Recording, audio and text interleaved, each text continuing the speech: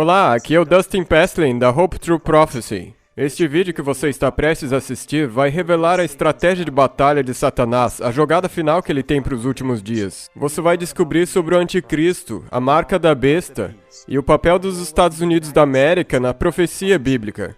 Este vídeo contém as verdades mais solenes algum dia já confiadas aos mortais.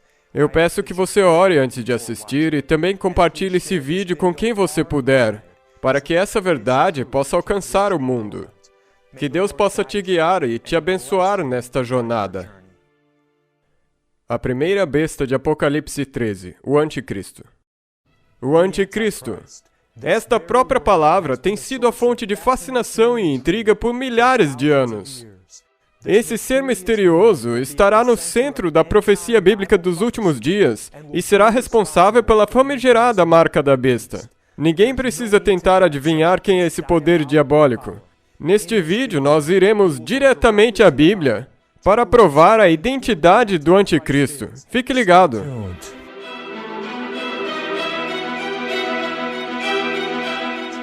Existem muitas teorias a respeito de quem realmente é o Anticristo. Neste vídeo, nós não traremos especulações ou rumores, mas iremos diretamente à Bíblia para identificar quem é realmente o Anticristo. Referindo-se ao livro do Apocalipse, a Bíblia diz: revelação de Jesus Cristo, que Deus lhe deu para mostrar aos seus servos as coisas que em breve devem acontecer.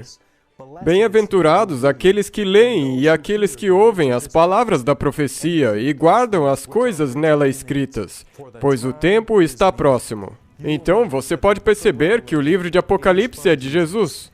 E uma bênção é declarada àqueles que ouvem e guardam essas palavras. Ao mesmo tempo que essa mensagem de Apocalipse é uma alerta solene, ela também é uma mensagem de amor de Jesus. Ele deseja que nós conhecemos a verdade para que estejamos protegidos e salvos. Apocalipse 14 contém as 3 mensagens angélicas, o alerta final de Deus para esse mundo. O terceiro anjo especificamente alerta sobre a besta e a sua marca, que é um outro nome para o Anticristo. E seguiu-os o terceiro anjo, dizendo com grande voz: se alguém adora a besta e a sua imagem e recebe a sua marca, também esse beberá do vinho da cólera de Deus. As sentenças mais graves na história humana estão preparadas para aqueles que adorarem essa besta, o Anticristo, e receberem sua marca. Como vocês talvez já saibam, o livro de Apocalipse é cheio de símbolos. E para que possamos identificar o significado desses símbolos, temos que deixar a Bíblia interpretar a si mesma. Então, de acordo com a Bíblia, o que a besta representa? O quarto animal será um quarto reino na terra. A Bíblia revela que nas profecias de Apocalipse, um animal representa um reino. Agora, amigos, apertem os cintos. Esse animal, ou reino misterioso, que imporá a marca da besta, é nitidamente descrito em Apocalipse capítulo 13. E vi subir do mar uma besta que tinha 7 cabeças e 10 chifres, e sobre os seus chifres 10 diademas, e sobre as suas cabeças um nome de blasfêmia. Agora nós vamos observar essa besta de Apocalipse capítulo 13 e 10 características de identificação que descrevem elas em detalhes, antes que nós possamos com certeza confirmar a identidade desse anticristo. Deus nos forneceu múltiplas características dessa besta porque Ele quer que nós não tenhamos dúvidas quanto à sua identidade. E ao nós considerarmos essas 10 características, comece a se perguntar, quem seria esse poder? Aqueles que são bons de história provavelmente reconhecerão a resposta antes mesmo de nós darmos ela depois nesse vídeo. Número 1. O anticristo sai do mar. E eu pus-me sobre a areia do mar e vi subir do mar uma besta. E de acordo com a Bíblia, o mar representa uma área densamente populada. As águas que viste são povos, multidões, nações e línguas. Ou seja, essa besta se levantaria de uma área grandemente populada. Característica número 2. O anticristo recebe o trono, o poder e a autoridade do dragão. E o dragão deu-lhe o seu poder e o seu trono e grande poderio. Essa besta vai receber o seu poder, a sua autoridade e a sua cidade capital, ou trono, do dragão. Quem ou o que é o dragão? Nós sabemos, a partir da Bíblia, que o dragão representa Satanás. Contudo, a Bíblia é ainda mais específica no verso 2 a respeito de quem esse dragão é. E viu-se outro sinal no céu, e eis que era um grande dragão vermelho, que tinha 7 cabeças e 10 chifres, e sobre as suas cabeças 7 diademas. E o dragão se deteve em frente da mulher que estava para dar à luz, a fim de lhe devorar o filho quando nascesse. E deu à luz a um filho homem que há de reger todas as nações com um cetro de ferro. Essa passagem se refere ao nascimento de Jesus e como Satanás tentou destruí-lo ao nascer. Através de qual poder Satanás agiu para tentar alcançar isso? Foi através de Roma. Herodes, um rei do Império Romano pagão, tentou destruir Jesus quando ele nasceu. Então, de acordo com o livro de Apocalipse, Roma concederia a este anticristo o seu poder, o seu trono e a sua capital. Alguns de vocês já estão começando a entender que poder histórico se encaixa com essas descrições. Terceira característica, o anticristo se tornaria um poder global, e toda a terra se maravilhou seguindo a besta. Deu-se-lhe ainda autoridade sobre cada tribo, povo, língua e nação. Então, claramente, este anticristo teria um poder e uma influência global. Quarta característica, o anticristo seria culpado de blasfêmia. Sobre as suas cabeças um nome de blasfêmia. Foi-lhe dada uma boca que proferia arrogâncias e blasfêmias. E abriu a sua boca em blasfêmias contra Deus, para blasfemar do seu nome e do seu tabernáculo e dos que habitam no céu. A Bíblia define blasfêmias de duas maneiras: alegar o poder para perdoar pecados e alegar ser o próprio Deus. E essa besta seria culpada dessas ambas formas de blasfêmias. A que organização a Bíblia estaria se referindo? Nós descobriremos em breve. 5. O anticristo governaria por 42 meses proféticos. Deu-se-lhe poder para agir por 42 meses. Nas profecias bíblicas, um dia profético equivale a um ano literal. Nós encontramos esse princípio em Números capítulo 14, verso 34 e também em Ezequiel 4, 6, onde diz: um dia te dei para cada ano.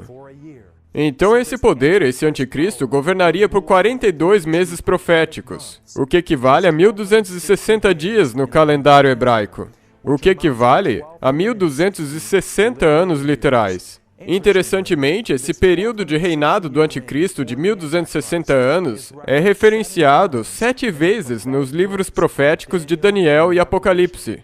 Sexta característica, o anticristo recebe uma ferida mortal que depois é curada. Então, vi uma de suas cabeças como golpeada de morte, mas essa ferida mortal foi curada. A Bíblia fala que esse poder, essa besta, receberia uma ferida de morte que depois se curaria. E em breve nós mostraremos como exatamente isso aconteceu com o anticristo. Sétima característica, o anticristo recebe adoração. Adoraram a besta dizendo: quem é semelhante à besta, quem poderá batalhar contra ela? Visivelmente, este animal, esta besta, é diferente de outras nações, afinal ela recebe adoração. Então esse anticristo seria uma forma de poder político e religioso. Oitava característica, esse anticristo perseguiria o povo de Deus. E lhe foi permitido fazer guerra aos santos e vencê-los. Este anticristo seria culpado do derramamento em massa do sangue do próprio povo de Deus. Logo, logo, nós abriremos as cortinas e revelaremos a identidade desse inimigo blasfemo de Deus e do seu povo. Nona característica, o anticristo tem um homem como seu líder, porque é o número de um homem. O livro de Apocalipse se refere a um homem como representante desse anticristo. O livro de Daniel, no 7º capítulo, descreve um pequeno chifre que é uma profecia paralela do anticristo. E eis que neste chifre havia olhos como os de homem e uma boca que falava com insolência. Então esta besta teria um homem que serviria como seu representante e seu líder. Nós em breve revelaremos sua identidade. 10ª característica, o anticristo teria o número 666. Aqui está a sabedoria. Aquele que tem entendimento, calcule o número da besta, pois é número de homem. E o seu número é 666. Note que o 666 não é a marca da besta, mas sim o número de um homem. Esse número misterioso vai identificar o líder desse poder, desse anticristo. Então, quem é o anticristo? Baseado nessas 10 características, talvez alguns de vocês já tenham descoberto. Só existe uma organização em toda a história humana que se encaixa com essas 10 características com exatidão perfeita. O anticristo não pode ser qualquer outra coisa além do papado, a união de Igreja e Estado da Igreja Católica Romana. E nós veremos, sem dúvida, como essa instituição se encaixa perfeitamente em cada uma daquelas 10 características. Mas, amigos, nós temos que ser claros, existem muitos cristãos sinceros e amáveis na Igreja Católica que estão dando o melhor de si. Esta alerta bíblica contra o anticristo não tem que ver com as pessoas da Igreja Católica, mas sim contra um sistema falso que está em oposição a Deus. E, mais uma vez, Deus nos provê esse alerta solene para a nossa bênção e a nossa segurança. Se certifique de que você assista com atenção cada uma dessas 10 provas, para ver como o papado se encaixa perfeitamente com essas descrições bíblicas de maneira que nenhum outro poder se encaixa. Mas primeiro, nós temos que entender que esse ensinamento de que a união entre a Igreja Católica e o Estado é o anticristo não é uma coisa nova. A maioria das igrejas cristãs de hoje começaram acreditando e ensinando isso. Na verdade, os líderes da Reforma Protestante ensinavam essas mesmas verdades. Considere essas palavras de Martim Lutero, o mais conhecido dos reformadores e o fundador da Igreja Luterana. Nós temos aqui a convicção de que o papado é a sede do verdadeiro e real anticristo. João Calvino, outro proeminente reformador e teólogo, concordava com Lutero nessa questão. A alguns parecemos demasiadamente maledicentes e insultosos quando chamamos anticristo ao pontífice romano. Mostrarei brevemente isso, que as palavras de Paulo em 2 Tessalonicenses não são passíveis de qualquer outra interpretação além daquela que os aplica ao papado. O famoso pastor batista Charles Spurgeon, possivelmente o mais renomado pregador e teólogo no cristianismo moderno, proclamou: "É a responsabilidade e dever de todo cristão orar contra o anticristo. E quem seria esse anticristo? Ninguém em sã consciência ousa questionar. Se não é o papado na Igreja de Roma e na Igreja Anglicana, não há nada nesse mundo que possa ser chamado como tal." A palavra protestante é enraizada na palavra protestar. A Reforma Protestante foi um protesto contra os abusos e os ensinamentos falsos da Igreja Católica. Infelizmente, a maior parte das igrejas protestantes hoje se esqueceram contra o que elas estão protestando. Hoje em dia, não mais é politicamente correto ensinar essa verdade bíblica sobre o anticristo. Mas aqui no Hope True Prophecy, nós somos comprometidos com espalhar a verdade. Não importa o quão desconfortável isso possa ser, nós queremos que você escape do engano e esteja preparado para a breve volta de Jesus.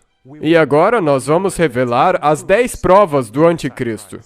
Prova número 1. O papado surgiu de uma região bem populosa.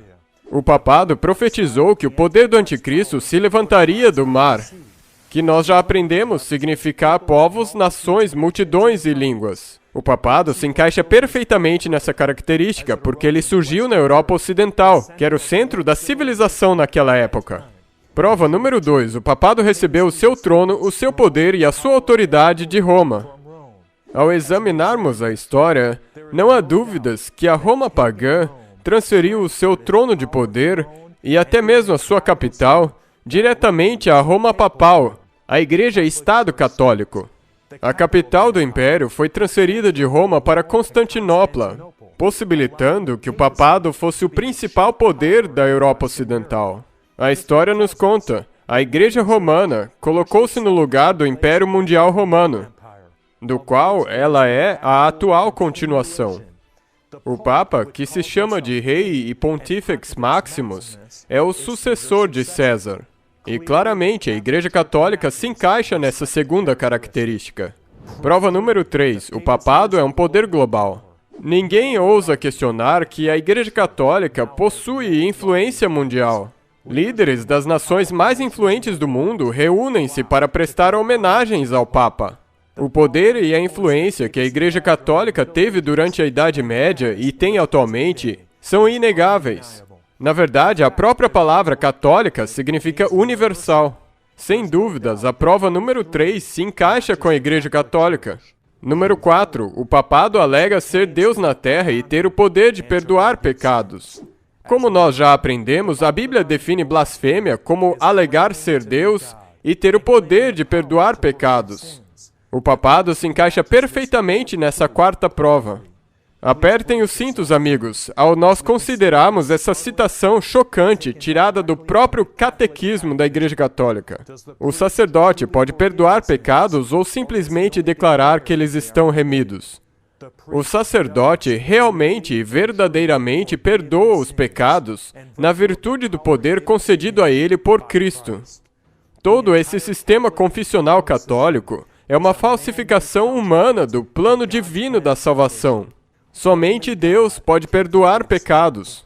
Não somente o papado alega poder perdoar pecados, mas eles acreditam que o Papa é igual ao próprio Deus. Em 1903, o Papa Léo XIII declarou: "Mas o mestre supremo da Igreja é o Pontífice Romano. A união dos espíritos, portanto, requer completa submissão e obediência da vontade à Igreja e ao Pontífice Romano, como ao próprio Deus." Considere essa outra citação chocante desse mesmo Papa. Nós, os Papas, detemos nesta terra o lugar de Deus Todo-Poderoso. Amigos, essas declarações não são nada menos do que blasfêmias. Prova número 5. O papado reinou por exatamente 1260 anos. Nós vimos que nas profecias bíblicas, um dia equivale a um ano. Foi profetizado que o anticristo governaria por 42 meses proféticos, o que resulta em 1260 anos literais. Vejamos se esse é realmente o caso.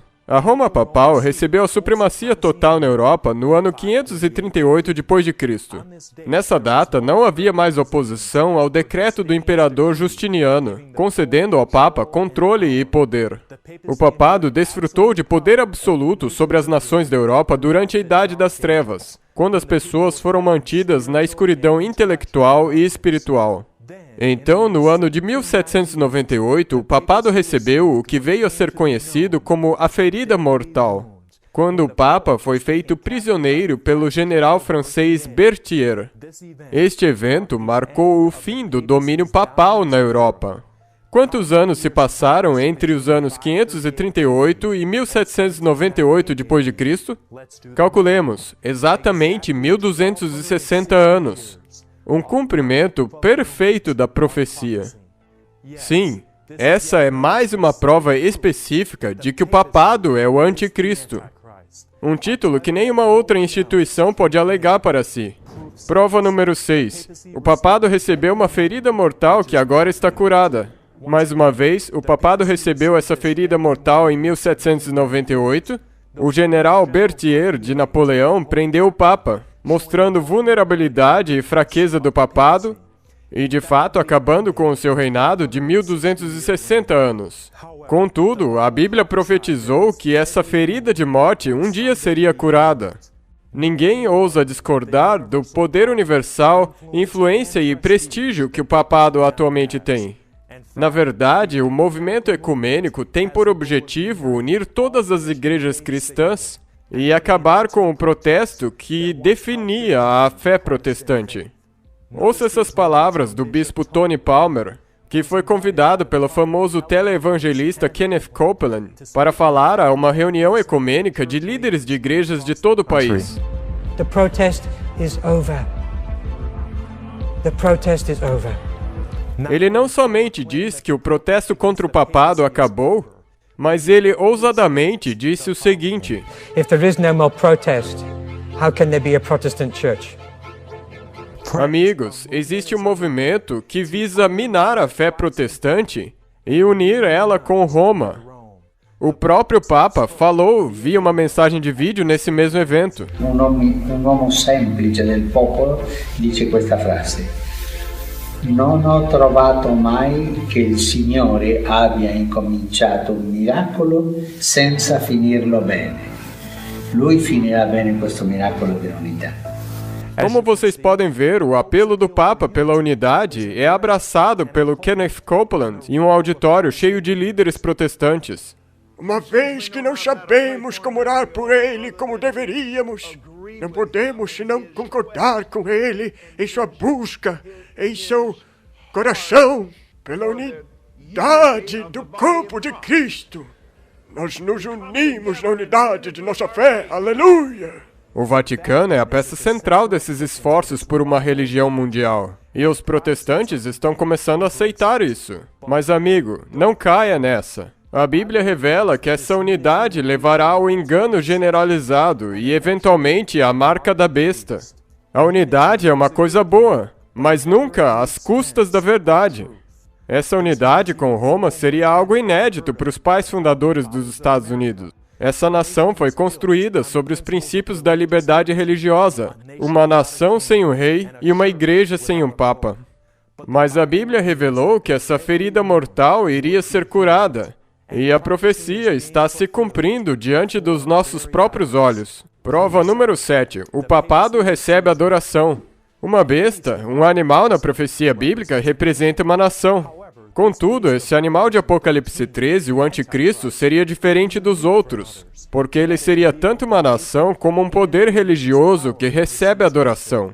E não existe dúvidas que o papado também se encaixa nessa característica. Todos nós sabemos que o papado é um poder religioso. Você sabia que a cidade do Vaticano, a sede do papado, na verdade é uma nação? Na verdade, o Vaticano é o menor país do mundo, ocupando apenas 0,44 km², dentro da cidade de Roma, na Itália. Ou seja, apenas 20% do tamanho do Central Park, em Nova York. Apesar de seu tamanho minúsculo, o Vaticano é um dos países mais poderosos do mundo. E recebe adoração do mundo inteiro, com mais de 1 bilhão de seguidores. Prova número 8. O papado perseguiu o povo de Deus. A Bíblia profetizou que esse poder, o anticristo, derramaria o sangue do povo de Deus, os santos.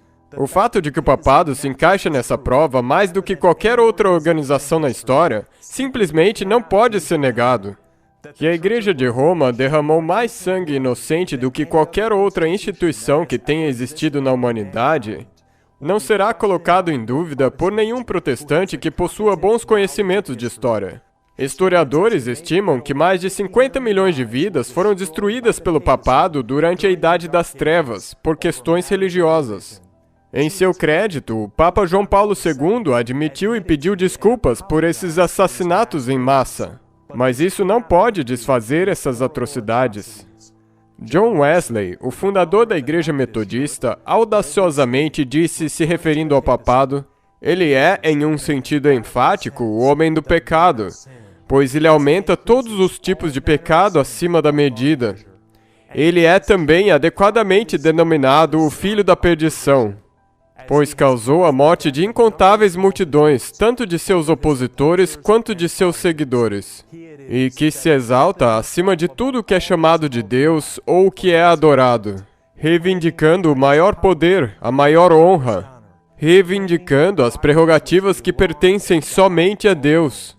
Considerando o quão fortemente envolvido o papado tem estado com o povo de Deus ao longo dos anos, seria chocante se a Bíblia não tivesse profetizado a respeito dele. Prova número 9. O papado tem um homem como seu líder.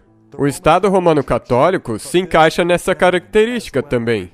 O Papa é amplamente conhecido como o cabeça visível desse poder mundial. Roger Williams, o fundador da primeira igreja batista nos Estados Unidos, disse o seguinte sobre o Papa: o pretenso vigário de Cristo na Terra, que se assenta como Deus sobre o templo de Deus, exaltando-se não apenas sobre tudo que se chama de Deus, mas sobre as almas e consciências de todos os seus vassalos. Sim, sobre o Espírito de Cristo, sobre o Espírito Santo. Sim, e o próprio Deus, falando contra o Deus do céu, pensando em mudar os tempos e as leis. Mas ele é o filho da perdição. Prova número 10. O papado tem o número 666. Para muitos, o número 666 tem sido fonte de grande medo e intriga. Mas não precisa haver qualquer dúvida sobre o significado deste número. Muitos erroneamente creem que ele é o número da besta. Mas a Bíblia diz: aqui está a sabedoria. Aquele que tem entendimento, calcule o número da besta, pois é um número de homem. Ora, este número é 666. Então, 666 é o número da besta, e o número de um homem específico dentro dessa organização. Quem seria esse homem? Seria ele o Papa? O líder reconhecido desse poder dessa besta, um dos nomes frequentemente dados ao Papa é Vicarius Filii Dei, que em latim significa vigário do Filho de Deus, ou substituto do Filho de Deus. Nós já vimos que essa é uma posição que o papado alega. Olha só o que acontece se você somar os valores dos numerais romanos no nome dele. Esses números resultam exatamente em, adivinhe só, 666. O número da besta e o número de um homem, exatamente como a Bíblia profetizou. Amigos, Deus quer que nós não tenhamos dúvidas a respeito da identidade dessa besta. Nesse vídeo, nós vimos 10 provas diferentes, e todas elas perfeitamente se encaixam com o papado. Esse conhecimento é essencial porque será esse mesmo poder dessa besta anticristo que irá impor a famigerada marca da besta no mundo inteiro. Logo, logo, este vídeo vai revelar essa marca. Amigos, não percam, a sua vida eterna está em jogo aqui. E mais uma vez eu digo, esse alerta sobre o anticristo não é um ataque aos nossos queridos amigos que são da Igreja Católica, mas contra o próprio Satanás e um sistema falso de adoração que se opõe ao próprio Deus. Ela é uma mensagem de alerta e amor do próprio Jesus, que deseja que todos nós, inclusive os católicos, sejam salvos e estejam no seu reino.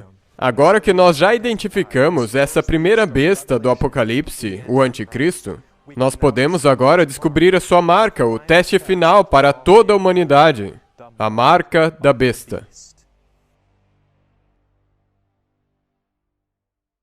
A marca da besta, o alerta mais urgente em toda a história humana, e ele é dado pelo próprio Deus. Se alguém adorar a besta e a sua imagem, e receber o sinal na sua testa ou na sua mão, também este beberá do vinho da ira de Deus. Muitos cristãos estão confusos a respeito do que essa marca é. Este conhecimento é indispensável, porque todo que receber a marca será destruído para sempre. Nós iremos diretamente à Bíblia para revelar com 100% de certeza a marca da besta, e como você pode evitá-la. Antes que revelemos a marca da besta, primeiramente revelaremos a própria identidade da besta e também a marca de Deus, ou o seu selo para o seu povo dos últimos dias, da qual a marca da besta é uma falsificação direta. Primeiro, viajemos de volta às cortes celestiais, onde esse conflito entre o bem e o mal começou. Lúcifer foi perfeitamente criado e era conhecido como o mais sábio e belo de todos os seres criados. Na verdade, ele ocupava a posição exaltada como querubim cobridor do trono de Deus no céu. Neste trono está contida a santa lei de Deus, os 10 mandamentos, a transcrição imutável do caráter dele, o código eterno da moralidade para todo o universo. A Lúcifer, assim como a todos os seres criados por Deus, foi dado o livre-arbítrio. Ao invés de usar esse livre-arbítrio para glorificar e honrar a Deus, Lúcifer escolheu se rebelar e permitiu que o seu coração se enchesse de orgulho. Ele cobiçou o próprio trono de Deus. Perfeito eras nos teus caminhos, desde o dia em que fosse criado, até que se achou iniquidade em ti. Lúcifer se tornou o primeiro a cometer iniquidade, ou pecado, que a Bíblia define como quebrar a lei de Deus. Ele quebrou essa lei dos 10 mandamentos que ele tinha sido incumbido de proteger e exaltar no céu. Recusando-se retornar à sua lealdade a Deus, Lúcifer acabou sendo expulso do céu, juntamente com aqueles que se rebelaram com ele, 1/3 dos anjos do céu. E por que Deus não destruiu Lúcifer naquela mesma hora? Se ele assim o fizesse, o universo então obedeceria a Deus por causa do medo e não do amor. Ainda existiriam dúvidas acerca do caráter de Deus e sua lei. Deus está permitindo que o pecado prossiga o seu curso para que cada ser humano possa ver os resultados do pecado e decidir por si mesmo que mestre ele servirá. Agora, esta guerra entre o bem e o mal continua, e este planeta é o campo de batalha.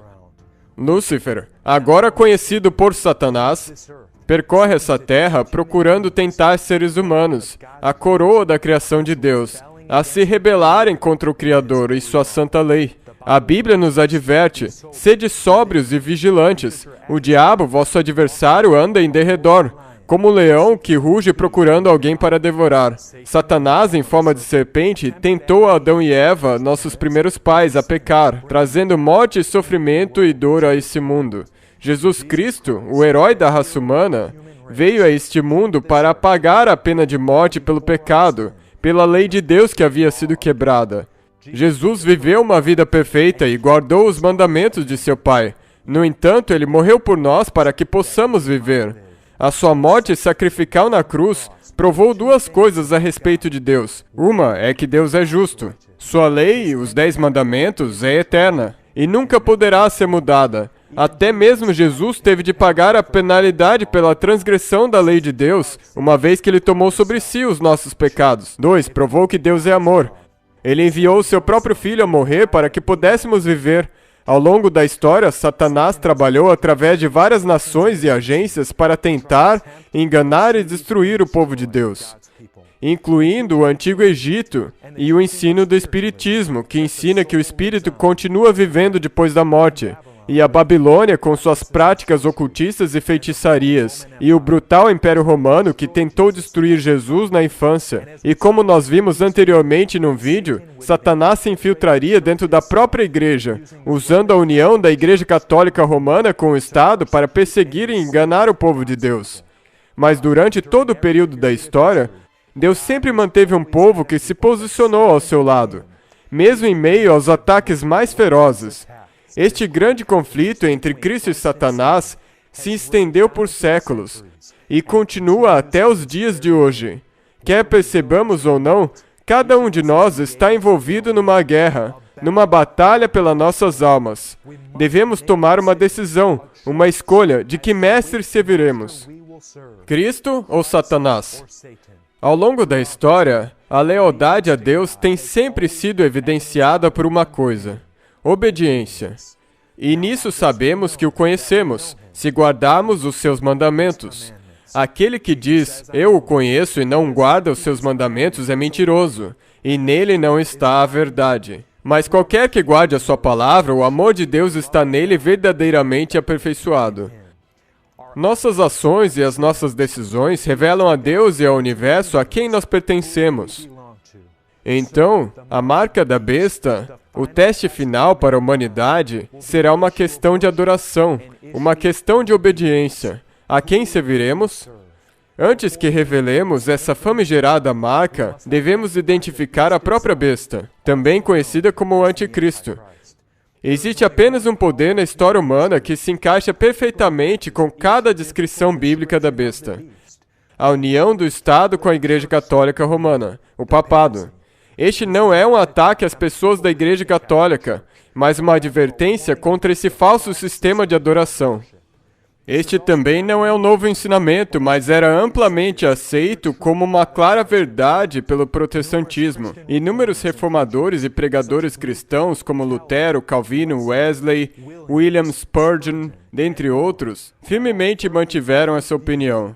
Contudo, tem uma outra característica do Anticristo sobre a qual nós devemos falar ao nos prepararmos para revelar a marca da besta. Na descrição que Daniel fez do Anticristo, nós lemos que ele cuidará de mudar os tempos e a lei.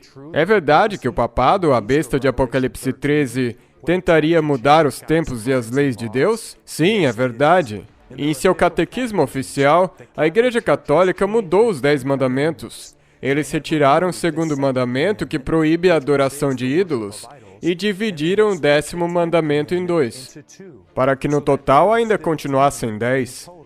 Mas e os tempos mencionados em Daniel 7:25? O papado tentou mudar os tempos de Deus de alguma forma? Sim, tentou.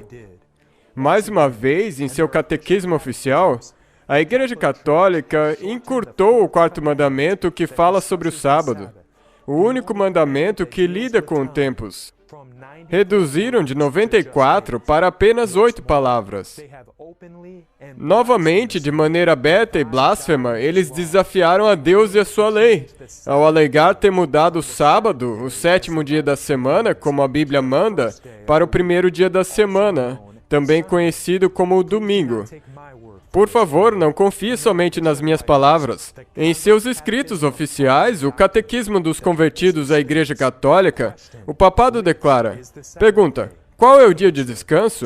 Resposta: o sábado é o dia de descanso. Pergunta: por que observamos o domingo ao invés do sábado? Resposta: nós observamos o domingo ao invés do sábado porque a Igreja Católica, no Concílio de Laodiceia, transferiu a solenidade do sábado para o domingo. A Igreja Católica até mesmo afirma ousadamente ter o poder de mudar a santa lei de Deus. Se ela não tivesse esse poder, ela não poderia ter feito aquilo que todos os religiosos modernos concordam com ela. Ela não poderia ter substituído a observância do domingo no primeiro dia da semana no lugar da observância do sábado no sétimo dia da semana. Mudança essa para a qual não há autoridade bíblica.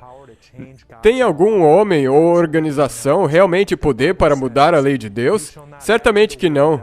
A Bíblia diz, nada acrescentareis da palavra que vos mando, nem diminuireis dela, para que guardeis os mandamentos do Senhor vosso Deus, que eu vos mando. Um falso ensinamento se infiltrou na igreja cristã, que diz que obediência aos mandamentos de Deus não é mais necessária. Amigos, esse é um engano mortal que não é fundamentado na Bíblia. Por outro lado, Deus nos diz: bem-aventurado aqueles que guardam seus mandamentos, para que tenham direito à árvore da vida e possam entrar na cidade pelas portas. E nós já vimos que obediência às leis de Deus é um sinal de que nós pertencemos a Ele. Então faz sentido que a besta, o anticristo, tente mudar a lei de Deus para enganar as pessoas para que desobedeçam e se separem de Deus. Na verdade, o selo de Deus tem que ver com a lealdade e a obediência à lei de Deus. Resguarda o testemunho, sela a lei no coração dos meus discípulos. Antes de revelarmos a marca da besta, nós identificaremos o selo de Deus, do qual a marca é uma falsificação direta. Se você perguntar a qualquer banqueiro, a melhor maneira de descobrir uma falsificação é primeiro conhecer o verdadeiro. Nos tempos antigos, quando um governante enviava um decreto, seu selo de autoridade tinha 3 elementos: nome, título e território. Os selos oficiais continham cada uma dessas 3 coisas.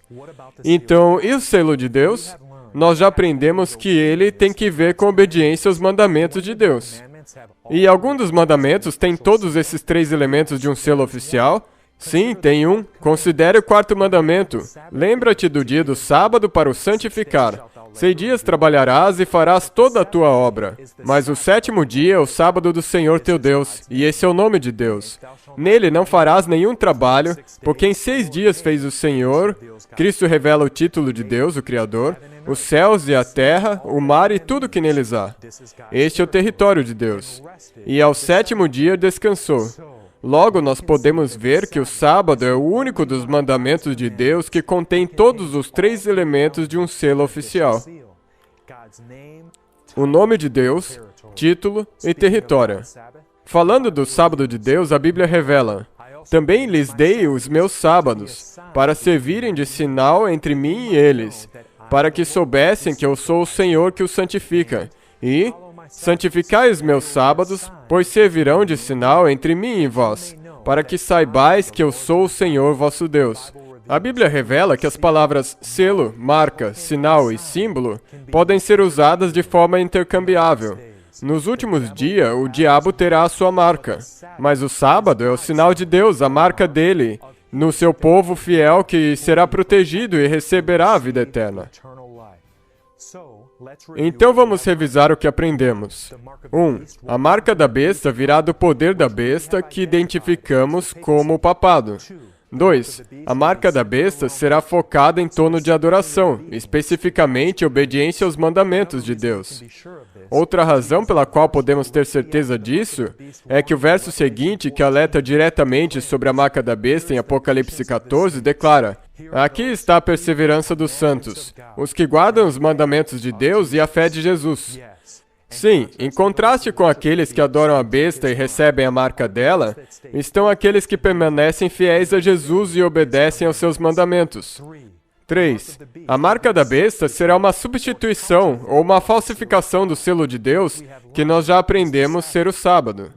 Amigos, chegou a hora, o momento pelo qual nós esperávamos. O que é a marca da besta? Vamos permitir que o próprio poder da besta, o papado, responda essa pergunta para nós. A igreja está acima da Bíblia, e essa transferência da observância do dia de descanso do sábado para o domingo é a prova deste fato. Ao falar dessa mudança no dia de descanso, o papado admite abertamente o seguinte: este ato é uma marca do seu poder eclesiástico e autoridade em assuntos religiosos. A santificação do domingo é a marca da besta. A suposta mudança do sábado é o sinal ou marca do suposto poder e autoridade da besta. Agora, sejamos claros. Muitos cristãos sinceros e amáveis guardam o domingo ou acreditam que esse seja o dia sagrado.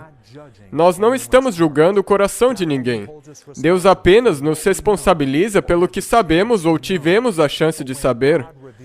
Mas quando Deus revela a verdade para nós temos a responsabilidade de segui-la, e isso será para o nosso próprio bem. Também é importante ressaltar que, atualmente, ninguém tem a marca da besta. Logo, logo, nós vamos aprender quando isso ocorrerá. Amigos, apenas um dia da semana é sagrado, e esse dia é o sábado, o 7º dia, que vai do pôr do sol de sexta-feira até o pôr do sol de sábado. E havendo Deus terminado no dia 7º a sua obra que fizera, descansou nesse dia de toda a sua obra que tinha feito. E abençoou o Deus do dia 7º e o santificou, porque nele descansou de toda a obra que como Criador fizera. Perceba que Deus abençoou o 7º dia e não um 7º dia. E ele especificamente abençoou o dia em que ele terminou a criação deste mundo. Somente Deus pode santificar um dia, e não temos o direito de escolher outro dia. Ao substituir o sábado pelo domingo, o papado criou uma falsificação direta do sábado, o selo de Deus. Conforme profetizado na Bíblia, eles procurariam mudar os tempos e a lei. E ao fazer isso, eles afirmam estar acima da Bíblia, e até acima do próprio Deus. Mas o que Deus diz sobre crenças fabricadas por seres humanos ao invés da Bíblia? E em vão me adoram, ensinando doutrinas que são preceitos de homens. E então, como alguém recebe a marca da besta ou o selo de Deus? Ao falar da besta de Apocalipse 13, o papado, a Bíblia diz: a todos, os pequenos e os grandes, os ricos e os pobres, os livres e os escravos, faz que lhes seja dada certa marca sobre a mão direita ou sobre a fronte. Nós sabemos que o livro de Apocalipse é cheio de símbolos. Então, o que significa receber uma marca na testa? Esta é a aliança que farei com eles depois daqueles dias, diz o Senhor. Porei em seu coração as minhas leis, e sobre a sua mente eu as escreverei.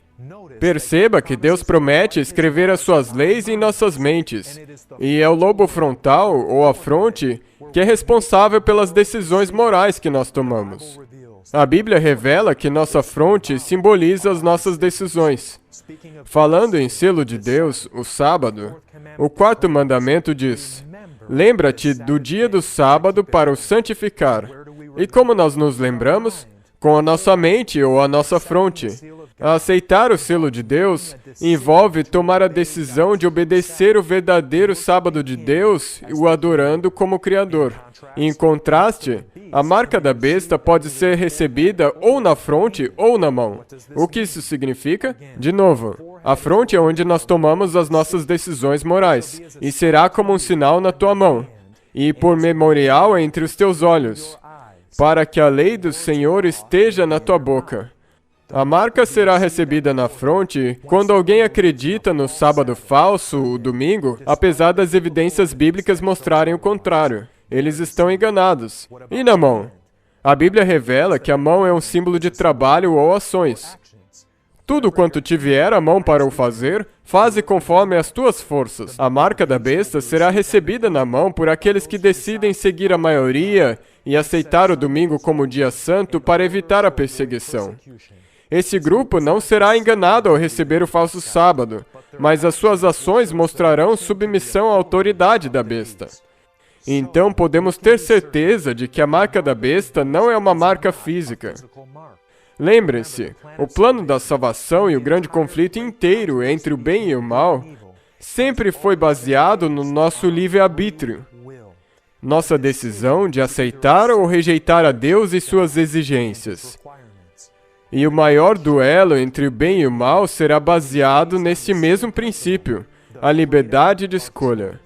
Sugerir o contrário simplesmente não é bíblico ou plausível. Pense só nisso. Se a marca da besta fosse um sinal físico, como um código de barra, ou uma tatuagem, ou alguma outra coisa desse tipo, então os cristãos sinceros que tomaram a decisão de seguir a Deus e até morrer por sua fé, poderiam ser dopados e receber a marca da besta enquanto tivessem inconscientes, sem que eles tivessem consentido com isso. Em todo o livro de Apocalipse, a questão central na batalha entre o bem e o mal é a adoração. E tomar uma decisão de seguir ou a Cristo ou a Satanás.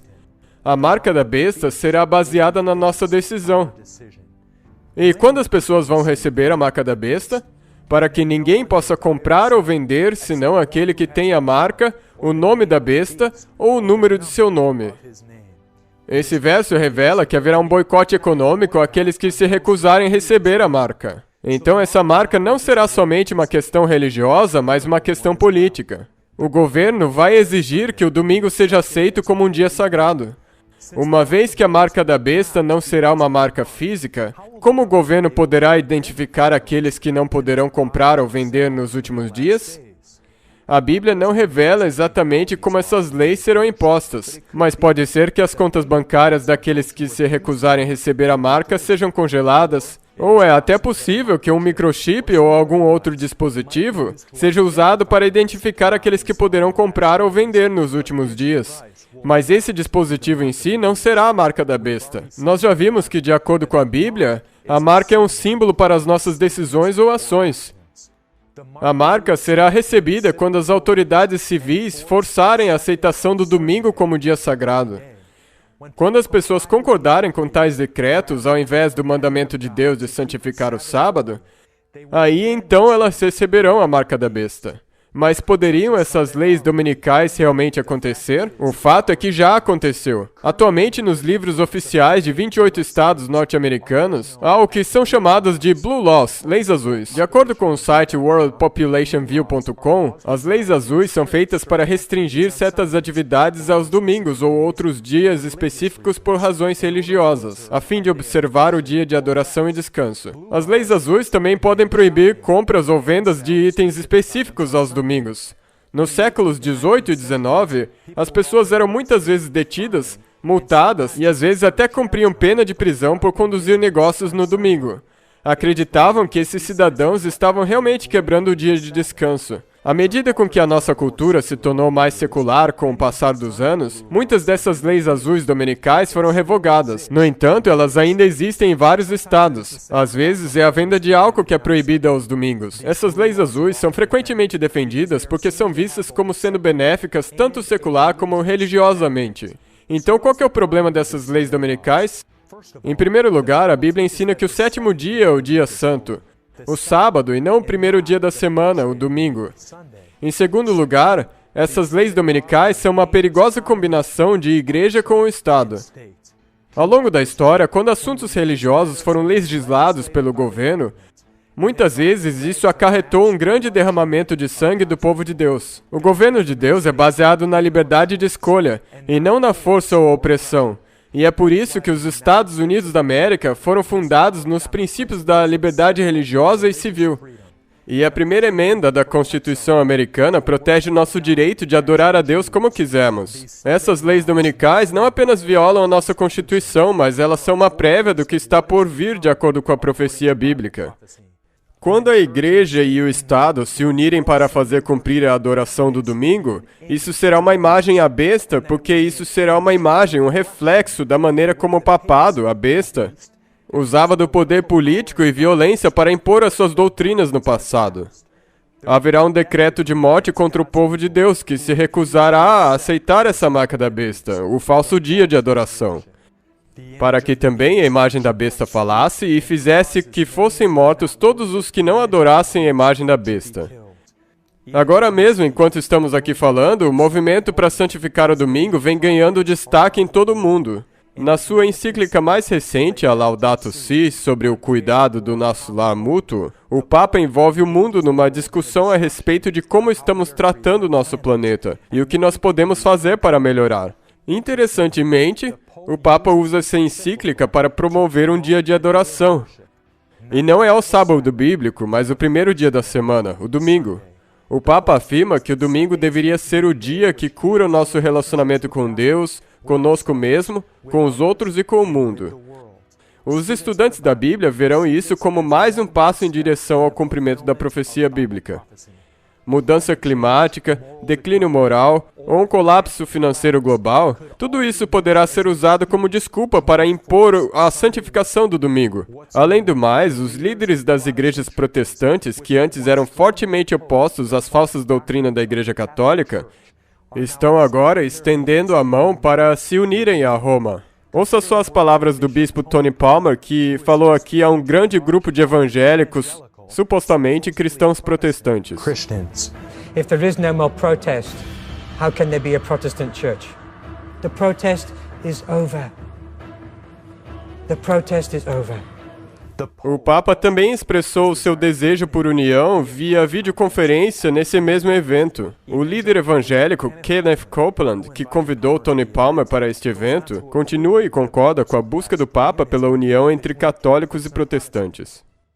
Uma vez que não sabemos como orar por ele como deveríamos, não podemos senão concordar com ele em sua busca, em seu coração, pela unidade do corpo de Cristo. Nós nos unimos na unidade de nossa fé. Aleluia! Este movimento ecumênico é simplesmente um cumprimento da profecia que fala sobre o mundo seguindo este poder da besta, o anticristo, o papado. E toda a terra se maravilhou após a besta. A união Estado-Igreja Católica, um dos poderes mais influentes do mundo, está no centro desse movimento ecumênico, que criará uma religião mundial nos últimos dias. Para que as igrejas do mundo se unam, deve haver uma concessão na doutrina. E a adoração do domingo, a marca da autoridade do papado, será um fator unificador fundamental. União é uma coisa boa, mas nunca às custas da verdade. E logo logo descobriremos o papel dos Estados Unidos da América e a sua relação com a marca da besta. Eu entendo que esse ensino da Bíblia pode ser algo novo para alguns de vocês. Eu sei porque foi para mim também. Mas, amigos, eu apelo a vocês hoje. Sigam a Bíblia. Lembrem-se, se estiver na Bíblia, então eu quero. Se não estiver na Bíblia, então não é para mim. Alguns de vocês podem estar pensando, mas meu pastor não ensina isso. Ou ele diz que guardar o sábado não é importante. O que a Bíblia diz sobre esse tipo de pastores ou mestres? O meu povo foi destruído porque lhe faltou conhecimento. Porque tu rejeitaste o conhecimento, também eu te rejeitarei, para que não sejas sacerdote diante de mim. E visto de que te esquecesses da lei do teu Deus, também eu me esquecerei de teus filhos. Amigos, a Bíblia condena os pastores que são intencionalmente ignorantes sobre a lei de Deus. Muitos líderes da igreja incentivarão seus membros a guardar 9 dos 10 mandamentos, dizendo que o sábado não é mais válido. Mas a Bíblia diz, porque qualquer que guardar toda a lei e tropeçar em um só ponto, tornou-se o culpado de todos. O que Deus acha de pastores que não fazem distinção entre coisas comuns e coisas santas, tais como o sábado? Os seus sacerdotes violentaram a minha lei e profanaram as minhas coisas santas. Não fazem diferença entre o santo e o profano, nem discernem o impuro do puro. E de meus sábados escondem os seus olhos, e assim eu sou profanado no meio deles. Quase todas as igrejas protestantes abertamente admitem que não há base bíblica para guardar o domingo como santo. Mas eles ainda apoiam isso e negligenciam ensinar o verdadeiro sábado bíblico. Como nós deveríamos reagir a isso? Mais importa obedecer a Deus do que os homens. Mesmo sem poder julgar os corações dos líderes das igrejas, devemos colocar Deus em primeiro lugar e seguir a luz que Ele nos revelou. Quando conhecemos a verdade, somos responsáveis por obedecê-la. Aquele, pois, que sabe fazer o bem e não o faz, comete pecado. Na verdade, a Igreja Católica fez um desafio impressionante às igrejas protestantes, para o qual elas não possuem uma resposta bíblica. Vocês afirmam que o sábado era o dia de descanso dos judeus, mas que o dia de descanso cristão foi mudado para o domingo? Mudado? Mas por quem? Quem possui autoridade para mudar o mandamento direto do Deus Todo-Poderoso? Quando Deus disse, santificarás o dia de sábado, quem ousará dizer, não, tu trabalharás e farás toda sorte de atividades mundanas no sétimo dia, mas santificarás em vez disso o primeiro dia? Esta questão é muito importante, a qual não sei como vocês poderão responder. Vocês são protestantes e professam seguir a Bíblia, e somente a Bíblia. Mas nessa questão tão importante sobre a observância de um dia como santo, vocês vão contra o que está explícito na Bíblia e colocam um outro dia no lugar daquele que a Bíblia ordenou. O mandamento de santificar o sétimo dia é um dos 10 mandamentos. Vocês creem que os outros 9 ainda estão valendo. Quem lhes deu autoridade para desrespeitarem o quarto mandamento? Se vocês forem consistentes com seus próprios princípios, se vocês realmente seguissem a Bíblia e a Bíblia somente, vocês deveriam ser capazes de prover uma parte do Novo Testamento onde esse quarto mandamento foi claramente alterado. Amigos, um ataque, uma quebra foi feita na lei de Deus. O seu santo dia, o sábado, está sendo pisoteado pela maioria do mundo cristão. A verdade nem sempre é popular, mas assim como nos dias de Noé, como Daniel na Babilônia e como os poucos discípulos que seguiam a Cristo, Deus possui os seus verdadeiros seguidores que obedecerão à verdade que Ele revela aos seus, mesmo se ela for nova ou aparentemente diferente. Deus está procurando por pessoas que se manterão fiéis a Ele nesses últimos dias. A Bíblia descreve esse grupo fiel. Aqui está a paciência dos santos. Aqui estão os que guardam os mandamentos de Deus e a fé de Jesus. E essa promessa importante é dada especificamente àqueles que guardam o quarto mandamento, o sábado. Se desviares o teu pé do sábado, de fazeres a tua vontade no meu santo dia, e chamares ao sábado deleitoso e o santo dia do Senhor, digno de honra, e o honrares, não seguindo os teus caminhos, nem pretendendo fazer a tua própria vontade, nem falares as tuas próprias palavras, então te deleitarás no Senhor, e te farei cavalgar sobre as alturas da terra, e te sustentarei com a herança do teu pai Jacó, porque a boca do Senhor o disse. Que promessa, não é? Espero que você se junte a mim, amigo, ao honrar o verdadeiro dia de Deus, o sábado, e receber a paz e a bênção especial que vem com ele. Nos dias finais da história da Terra, quando o decreto de morte for determinado sobre o povo de Deus que se recusará a aceitar o falso dia de adoração, uma voz alta ecoará pelos céus. Não danifiqueis a terra, nem o mar, nem as árvores, até que tenhamos selado nas suas testas os servos do nosso Deus. Sim, aqueles que guardarem o verdadeiro sábado, o selo de Deus, serão protegidos nos últimos dias. Como Sadraque, Mesaque e Abednego na fornalha na Babilônia, Deus usará esta grande provação para testar e refinar o caráter deles, preparando-os para o céu. E assim como Ele fez aqueles fiéis hebreus, Ele estará junto conosco através dessa grande provação e nos livrará. Mas aqueles que receberem essa temível marca sofrerão a indescritível dor de perder a vida eterna. Amigo, você pode evitar essa perda infinita. Eu acredito que Deus te trouxe até esse vídeo por um motivo, para que você possa conhecer a verdade. Estamos agora frente a frente a uma escolha. Obedeceremos aos homens ou obedeceremos a Deus? Você vai seguir a maioria ou vai seguir a verdade? A questão da marca da besta é centrada na adoração, e a adoração é diretamente relacionada à obediência. Não sabeis vós que a quem vos apresentardes por servos para lhes obedecer, sois servos daquele a quem obedeceis? Quem terá autoridade sobre nossas vidas? Nós mesmos, seres humanos ou Deus? Amigo, Jesus está fazendo um apelo a você hoje. Se me amais, guardai os meus mandamentos. Você vai aceitar o convite dele? Para mais informações sobre a marca da besta e outros temas essenciais para o fim dos tempos, eu recomendo muito esse livro incrível, O Grande Conflito.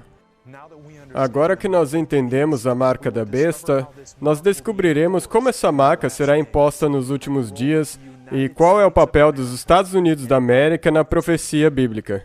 A segunda besta de Apocalipse 13, a imposição da marca. Nesse vídeo, você vai entender como os Estados Unidos da América é claramente descrito na profecia bíblica, e também o papel chocante que esse grande país terá nos dias finais. Fique ligado. Os Estados Unidos da América têm sido um farol de luz e esperança para o mundo. Como diz no nosso hino, a terra do livre, o lar do valente. Não poderia ser que a nação mais poderosa e influente do mundo teria um papel decisivo nos eventos dos últimos tempos? Mergulhemos no livro de Apocalipse para ver como os Estados Unidos da América é claramente descrito na profecia bíblica. Certifique-se de assistir até o fim, onde você descobrirá o futuro intrigante deste grande país e como você pode evitar ser enganado. Agora nós vamos olhar para essa segunda besta misteriosa de Apocalipse capítulo 13. O segundo superpoder mundial dos últimos dias. E vi subir da terra outra besta, e tinha 2 chifres semelhantes aos de um cordeiro, e falava como um dragão. E quem seria esse poder misterioso? E pelo verso 10 nós sabemos que essa besta é vista depois que a primeira besta vai para o cativeiro. Então, quando é que a primeira besta, o papado, foi para o cativeiro e perdeu a sua proeminência e poder mundial? A Bíblia nos diz, e deu-se-lhe poder para agir por 42 meses. Nós já aprendemos que esse período de tempo terminaria em 1798, quando o papado recebeu uma ferida mortal, e o papa foi feito prisioneiro pelo general Berthier de Napoleão. E estudando a história básica, nós podemos confirmar que a Igreja Católica teve uma grande perda de poder e influência por volta dessa época. Então, que nação começou a conquistar reconhecimento global por volta de 1798? Chegou a hora da revelação bombástica sobre a identidade da segunda besta de Apocalipse. Os Estados Unidos da América claramente se encaixa com essa descrição. Declarou a independência da Grã-Bretanha em 1776, redigiu a Constituição em 1777, adicionou a Carta de Direitos em 1791 e foi universalmente reconhecido como um poder mundial já em 1798. Na verdade, somente os Estados Unidos da América podem se encaixar perfeitamente nessa descrição bíblica. Mas o que a Bíblia quis dizer quando disse que essa nação sairia da terra? Interessantemente, a primeira besta se levanta do mar. O que o mar representa na profecia bíblica? E me disse, as águas que viste, onde se assenta a prostituta, são povos e multidões e nações e línguas. De acordo com a Bíblia, o mar representa uma área altamente populada, quando mencionado num contexto de profecia. E exatamente, o papado, a primeira besta, se levantou do centro da Europa, na época o polo da civilização mundial. Em contraste a isso, a segunda besta, os Estados Unidos, não se levantaria do mar, mas sim da terra, uma área com baixa população.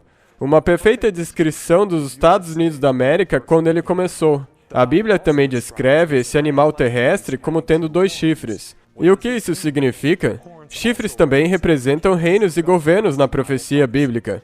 Os Estados Unidos, quando começou, era uma nação muito peculiar. Ele tinha 2 aspectos em seu governo que o mundo nunca antes havia visto: liberdade civil e liberdade religiosa. E é por isso que a segunda besta é caracterizada como tendo 2 chifres. Os Estados Unidos era conhecido por ter um governo sem um rei e uma igreja sem nenhum papa. Essa combinação única de liberdades permitiu que os Estados Unidos da América se tornasse a nação mais poderosa e influente do mundo. Eu tenho orgulho de ser americano, e acredito que o próprio Deus guiou a formação da nossa Constituição e as liberdades incríveis que ela proporciona. Mas, amigos, eu tenho que ser honesto, isso não é tudo que a Bíblia diz sobre os Estados Unidos da América. A próxima informação talvez seja intrigante ou até chocante, mas lembre-se, se está na Bíblia, então nós queremos saber. Se algo não está na Bíblia, então não é para nós. Nós prosseguimos e vamos ler o seguinte sobre a segunda besta, os Estados Unidos da América. Possuía 2 chifres, parecendo cordeiro, mas falava como um dragão. O que isso significa, falava como o dragão? Como poderia os Estados Unidos falar como o dragão? Nós sabemos que o dragão não representa ninguém além do próprio Satanás. Satanás frequentemente se utiliza da força e intimidação para ganhar seguidores, o que é ao contrário de Deus, que nos dá livre escolha e nunca nos força. Isso primeiramente nos mostra que os Estados Unidos vai mudar de uma nação que ama a liberdade para uma nação que se utiliza da força para impor as suas leis. Como isso vai se parecer? Especificamente, como os Estados Unidos vai falar como dragão, ele vai fazer isso de 4 maneiras específicas. Primeira, os Estados Unidos vai usar força e autoridade como a primeira besta, e exerce todo o poder da primeira besta. Assim como a primeira besta, a Roma Papal, os Estados Unidos vai se utilizar de força e autoridade para impor as suas exigências. Segunda, os Estados Unidos vai fazer o mundo adorar a primeira besta, o papado. Faz com que a Terra e os seus habitantes adorem a primeira besta, cuja ferida mortal fora curada. Aqui podemos ver que a questão principal, o duelo final nesse planeta, será a respeito da adoração. Vai ser uma questão religiosa, todos terão que tomar uma decisão. Seguirão eles a Cristo ou seguirão eles ao anticristo, que a Bíblia identifica como sendo papado? Leis serão feitas para promover a unidade com a Igreja Católica, para formar uma religião mundial. Os verdadeiros cristãos serão chamados de agitadores e até antipatriotas, por não abrirem a mão da obediência que eles têm a Deus. Mesmo parecendo que profecias bíblicas como essas são improváveis de acontecer, nós podemos ter 100% de certeza que a palavra de Deus nunca falha. Todas as profecias passadas da Bíblia já se cumpriram com 100% de exatidão, incluindo o surgimento do papado, a mudança do sábado, e Daniel 2, que previu a ascensão de 4 reinos mundiais com 2.300 anos de antecedência. Somente Deus conhece o futuro, e Ele nos diz: disse-vos agora antes que aconteça, para que, quando acontecer, vós acrediteis. Número 3. Os Estados Unidos construirá uma imagem da primeira besta, o papado, dizendo aos que habitam sobre a terra que façam uma imagem à besta, aquela que ferida a espada sobreviveu. Como os Estados Unidos fará uma imagem à besta? Para entender o que essa imagem será, primeiro temos que recapitular a história da primeira besta, a união Estado e Igreja Católica. Durante a Idade Média, a Igreja Católica uniu força com os poderes políticos da Europa, finalmente os controlando para impor as suas leis religiosas. Os Estados Unidos vai repetir esse mesmo processo. As igrejas protestantes apostatadas dos Estados Unidos vão usar o poder do governo para legislar a adoração. A união da igreja com o governo para alcançar os objetivos dela será a imagem da besta. Fazer leis obrigando a adoração não somente é contrário ao governo de Deus, que nos dá livre-arbítrio, mas será pisotear sobre a nossa Constituição, que garante liberdade religiosa, um dos pilares dessa nossa grande nação. Número 4. Os Estados Unidos farão um decreto de morte. Ele foi dado comunicar fôlego à imagem da besta, para que não só a imagem falasse, como ainda fizesse morrer quantos não adorassem a imagem da besta. O grande poder e influência dos Estados Unidos serão usados para conceder força a essa lei religiosa, sobre a qual nós dentro em breve vamos aprender. A igreja, portanto, substituirá o poder de convencimento do Espírito Santo pelo poder da polícia para impor a sua forma de adoração. E no final, a pena para quem não entrar em conformidade com isso será a morte. Então, qual será essa lei religiosa? O que será exigido que as pessoas façam?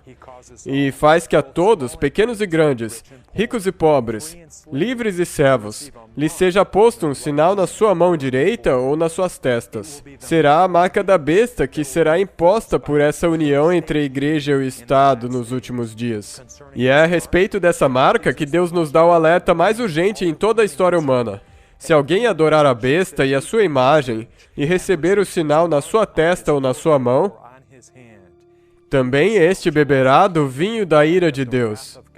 Revisando rapidamente, nós sabemos que essa marca é uma falsificação direta do selo de Deus, que a Bíblia descreve como: e santificai os meus sábados, e servirão de sinal entre mim e vós, para que saibais que eu sou o Senhor vosso Deus. O sábado é o quarto dos 10 mandamentos. E é o mandamento que identifica a Deus como o nosso Criador. Ele foi estabelecido na criação para toda a humanidade, antes que existisse qualquer judeu. E abençoou Deus o dia sétimo e o santificou, porque nele descansou de toda a sua obra que Deus fizera. A Bíblia também profetizou que o anticristo, que nós sabemos pela Bíblia ser a união entre a Igreja Católica e o Estado, tentaria mudar o sábado, e tentará mudar os tempos e a lei. O dia de descanso, a única das leis de Deus envolvendo o tempo, foi mudado do sábado para o domingo pela Igreja Católica, no Concílio de Laodiceia, no ano de 336. E é claro, ninguém tem autoridade para mudar os 10 mandamentos de Deus que ele falou com seus próprios lábios. Não quebrarei a minha aliança, não alterarei o que saiu dos meus lábios. Esta tentativa de mudança do sábado está claramente documentada na história. A Igreja Católica abertamente admite esse ato blasfemo no próprio catequismo. Qual é o dia de descanso? Resposta: o sábado é o dia de descanso. Pergunta: por que observamos o domingo ao invés do sábado? Resposta: nós observamos ao domingo ao invés do sábado porque a Igreja Católica, no Concílio de Laodiceia, transferiu a solenidade do sábado para o domingo. Mais uma vez, a Igreja Católica se gaba dessa mudança como sendo a marca de sua autoridade. Este ato é uma marca do poder e autoridade eclesiástica que ela possui em questões religiosas. Honrar o domingo ao invés do sábado é a marca da besta. Ao fazer isso, as pessoas estarão tomando a decisão de colocar o ensino de homens acima dos ensinos de Deus.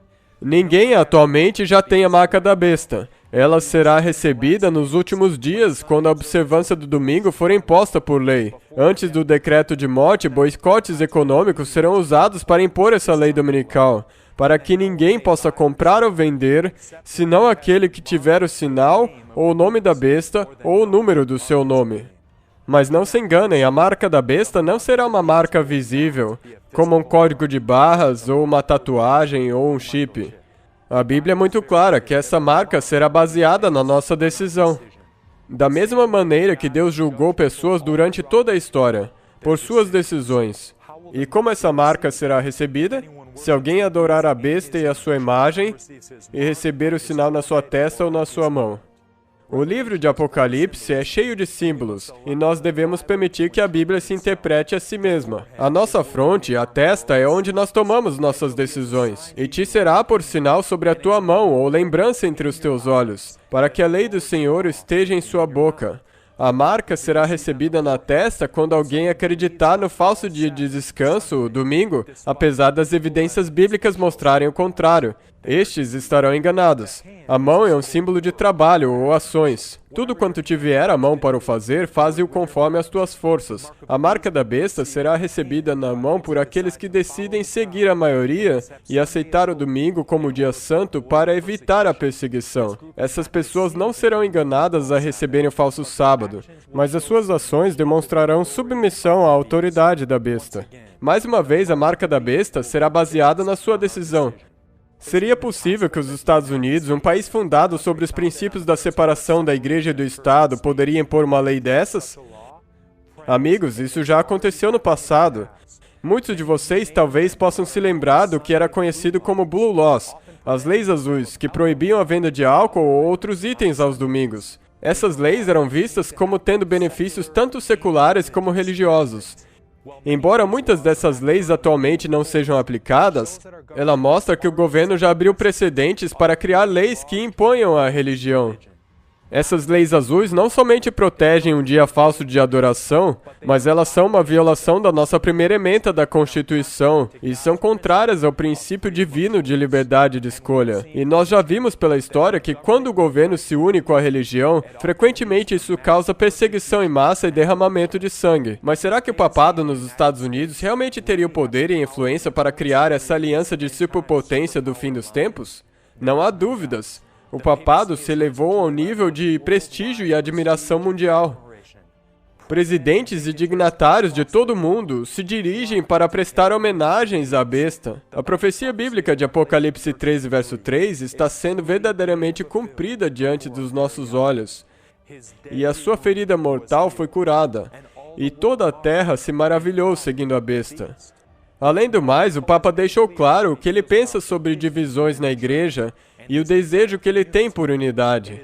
É inaceitável considerar divisões na Igreja como algo natural e inevitável, porque divisões ferem o corpo de Cristo e impedem o testemunho que nós somos chamados a dar a Ele diante do mundo. O problema é que o Papa promove uma união falsa, uma união que não é baseada na verdade, mas uma que exige abrir um pouco a mão da sua obediência para com Deus. Quanto aos Estados Unidos, ninguém pode questionar o seu status como a superpotência dominante mundial, completamente capaz de impor a lei marcial, especialmente se combinado com as influências do papado e das igrejas protestantes caídas que se unem a ele.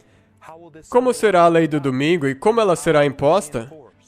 Embora a Bíblia nos revele claramente que isso vai acontecer, ela não nos fornece detalhes específicos. Contudo, se nós considerarmos os avanços da tecnologia e os eventos mundiais acontecendo ao nosso redor, existem muitos cenários plausíveis.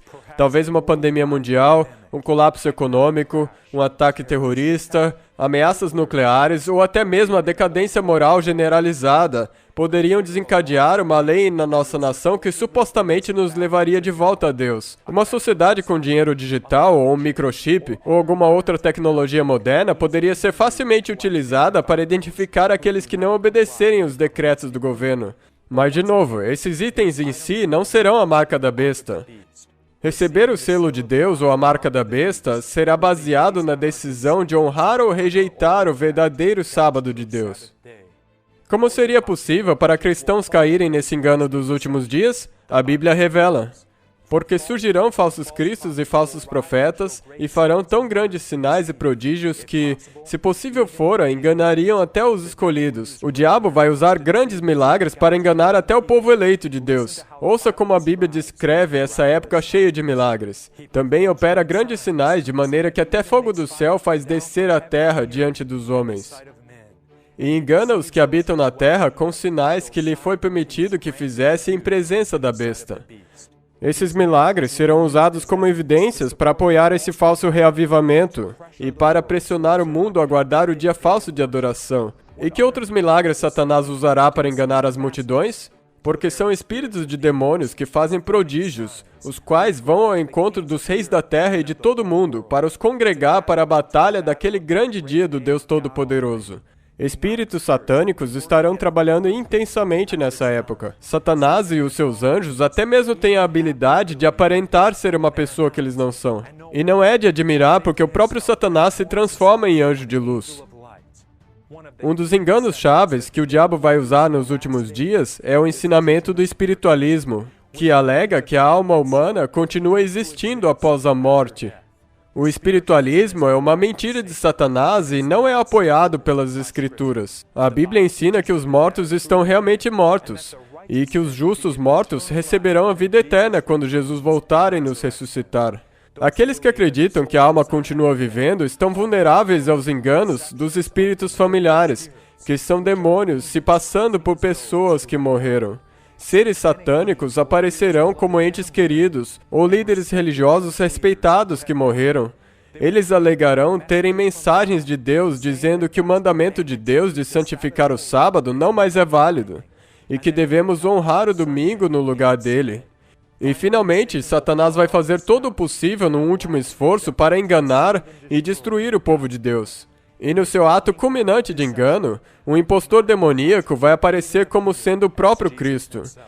A Bíblia adverte: se alguém vos disser, eis que o Cristo está aqui ou ali, não lhes deis crédito, porque surgirão falsos cristos e falsos profetas que farão grandes sinais e prodígios. Então, como podemos, você e eu, fugir desses grandes enganos? Primeiro de tudo, amigos, nós temos que conhecer nossas Bíblias, a lei e ao testemunho. Se eles não falarem segundo essa palavra, é porque não há luz neles. Esse verso mostra que nós devemos provar tudo pela Bíblia. Se está na Bíblia, então eu quero. Se não está na Bíblia, então não é para nós. O povo de Deus dos últimos dias saberá que Jesus não vai tocar os seus pés na terra na segunda vinda, mas ele nos encontrará nos ares. O povo de Deus dos últimos dias saberão que os mandamentos de Deus são eternos e não podem ser mudados. Segundamente, para ser protegido nos últimos dias, nós devemos ser obedientes a todos os mandamentos de Deus, que inclui o sábado, o sétimo dia. Uma descrição clara do povo de Deus dos últimos dias é dada em Apocalipse 14, verso 12. Aqui está a perseverança dos santos, os que guardam os mandamentos de Deus e a fé em Jesus. E o mais importante de tudo, para sermos protegidos nos últimos dias, nós devemos permanecer conectados com Jesus, aprendendo a cada dia a amá-lo mais e confiar mais nele. Eu sou a videira e vós os ramos. Quem permanece em mim e eu nele, esse dá muito fruto, porque sem mim nada podeis fazer. Ao orarmos, lemos nossas Bíblias, obedecemos e compartilhamos as verdades de Deus com os outros, nós fortalecemos o nosso relacionamento com Cristo, que é o único caminho para a vida eterna. Enquanto Satanás e seus anjos trabalham incansavelmente para enganar as multidões, Deus e seu exército de hostes celestes trabalham diligentemente para salvar tantas almas quanto possível. Eles se unem ao povo de Deus, concedendo às suas palavras poder divino e incansável, enquanto eles proclamam a primeira, segunda e terceira mensagens angélicas ao mundo agonizante. Empoderados por Deus, as mensagens espalhadas pelo seu povo se espalharão como fogo selvagem pelo mundo, e esse evangelho do reino será pregado em todo o mundo, em testemunho a todas as nações, e então virá o fim. Nos últimos dias, cada pessoa saberá a verdade para que ninguém possa ter uma desculpa. A verdade sobre o sábado eterno de Deus será revelada ao mundo, até mesmo para cristãos que não conheciam isso ainda. Na verdade, isso já está acontecendo hoje mesmo. Toda a fúria de Satanás será solta contra o povo que guarda os mandamentos de Deus. Eles serão vistos como perturbadores e a causa de todos os problemas do mundo. E como nós já aprendemos, haverá um boicote econômico seguido de um decreto de morte. Mas então, no grande clímax da história humana, Jesus Cristo voltará com todas as hostes celestes, acendendo todo o céu com a sua glória. Os maus serão destruídos e o povo de Deus será salvo. Amigo, você pode fazer parte desse grupo fiel. Você pode se juntar a ele nos ares e ir com ele para os céus, onde a vida eterna, a alegria e o bem-estar esperam por você. Cada um de nós tem que tomar uma decisão. Amigos, de que lado você estará? Existe uma citação poderosa que diz: a maior necessidade do mundo é a de homens. Homens que não se comprem nem se vendam. Homens que no íntimo da alma sejam verdadeiros e honestos. Homens que não temam chamar o pecado pelo seu nome exato. Homens cuja consciência seja tão fiel ao dever como a bússola o é ao polo. Homens que permaneçam fiéis pelo que é reto, ainda que caiam os céus. Deus está procurando por esse tipo de homens e mulheres nesses últimos dias. Para nos prepararmos para o conflito final, temos que construir o nosso caráter tijolo por tijolo, permitindo que Jesus remova das nossas vidas qualquer coisa que não agrade a Ele. Nos foi prometido, mas a todos quanto o receberam, deu-lhes o poder de serem feitos filhos de Deus, aos que creem no seu nome. Queridos amigos, eu faço a vocês um apelo hoje mesmo. Tome a decisão de seguir Jesus, guardando todos os mandamentos dele com a ajuda dele. E eu louvo a Deus por aqueles entre vocês que tomarem essa escolha.